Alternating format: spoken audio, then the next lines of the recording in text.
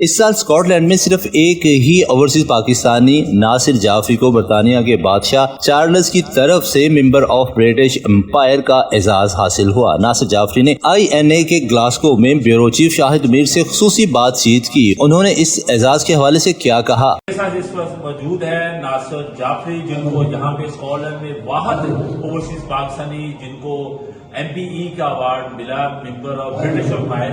ہم ان سے بات کرتے ہیں۔ بیسیکلی اگر وہ دیکھیں گے ٹائٹل جو انہوں نے دی ہے تو اس کا یہ ہے کہ for services to integration in Glasgow. تو آپ کو پتہ ہی ہے کہ کتنے سالوں سے یہ ان کی بھی مہربانی ہے اور جن نے نامنیٹ کیا ان کی بھی مہربانی، لیکن شاید انٹیگریشن صحیح لفظ ہے، کیونکہ میں نے ہمیشہ سے اسی چیز کو بلیو کیا ہے کہ کمیونٹیز کو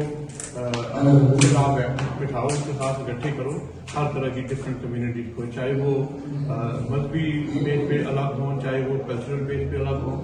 تو میری ہمیشہ یہی کوشش رہی ہے کہ ان کو اکٹھا کرنے کی، اور یہی سالوں سے کرتا آیا ہوں، اور شاید یہی چیز انہوں نے ریکگنائز کی ہے کہ انٹیگریشن کے لیے اس ایوارڈ کو۔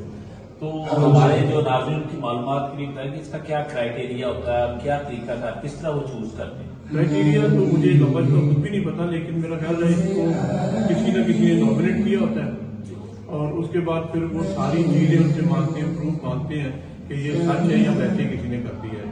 تو میں نے ان سے پوچھا تھا کہ جب انہوں نے مجھے فون کیا اور لیٹر لکھا تو تقریباً 4-5 ہفتے پہلے، تو جب وہ بتا رہے تھے ساری میری چیزیں تو میں نے پوچھا کہ یہ کس نے نامنیٹ کیا، تو کہتے ہیں کہ ویکن ہوتا ہے۔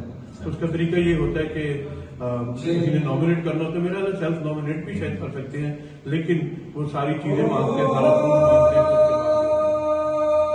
جی ناصر جعفری صاحب کا یہی کہنا تھا کہ MBE ایوارڈ میرے لیے ایک اعزاز ہے، اور یہ بحیثیت اوورسیز پاکستانی